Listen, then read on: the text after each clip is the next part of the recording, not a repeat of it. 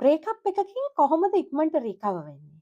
Breakup එකක් කියලා කියන්නේ ප්‍රේම සම්බන්ධයක් බිඳිනවා කියන්නේ මේ ලෝකේ තියෙන වේදනාත්මකම සංසිද්ධි වලින් එකක්.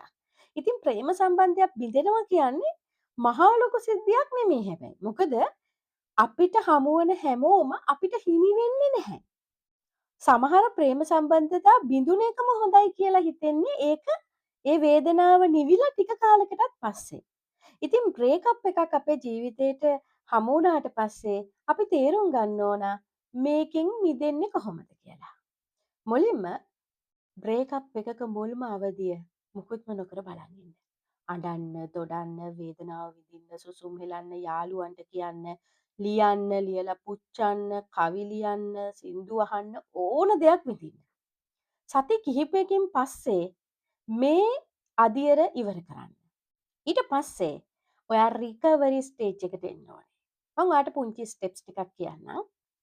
මුලින්ම ඔයාගේ දෛනික ජීවිතයේ උදේ නැගිටින වෙලාව ඉඳලා වෙනස් වීමකට භාජනය කරන්න.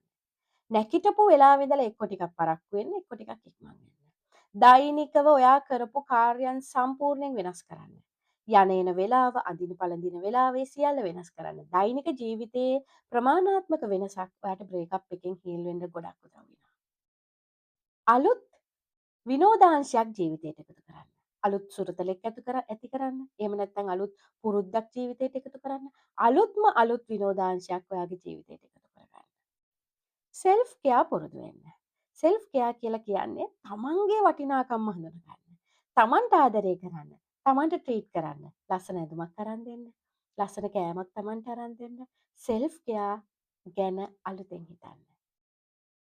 ඔයාගේ බාහිර වෙනසක් ඇති කරගන්න. හෙයා ස්ටයිල් එක වෙන්න පුළුවන්, මේකප් එක වෙන්න පුළුවන්, ඇඳුම් අඳින විලාසිතාව වෙන්න පුළුවන්. හිතලම ඔයාගේ බාහිර ස්ටයිල් එක වෙනස් කරන්න. ඒ වගේම ඔයාට ජීවිතේ අලුත් අරමුණු ටිකක් හදාගන්න. කවදාවත් ඔයාගේ ජීවිතේ නොතිබිච්ච අරමුණු ටිකක් අලුතෙන්ම හදාගන්න. අවසානයේ තේරුම් ගන්න ඔයාගේ ජීවිතේට එන හැමෝම ඔයාගේ ජීවිතේ අවසාන වෙනකන් ඉන්නේ නැහැ. බ්‍රේකප් එකක් කියලා කියන්නේ ජීවිතේට හොඳම පාඩම් කියලා දෙන තැනක්. ආදරය කරන මිනිස්සු අපිත් එක්කම ඉන්න ඕනේ නැහැ. අපි ආදරය කරන මිනිස්සු කොහේ හරි සතුටෙන් ඉන්නවා නම් ඒක තමයි වෙන්න ඕනේ. බ්‍රේකප් එකක් කියලා කියන්නේ ජීවිතේ ලස්සනම පරිච්ඡේදයක මතක ඔයාට ඉතුරු කරලා ඔයාව අලුතෙන් නිර්මාණය කරගන්න ලැබලා දෙන අවස්ථාවක්.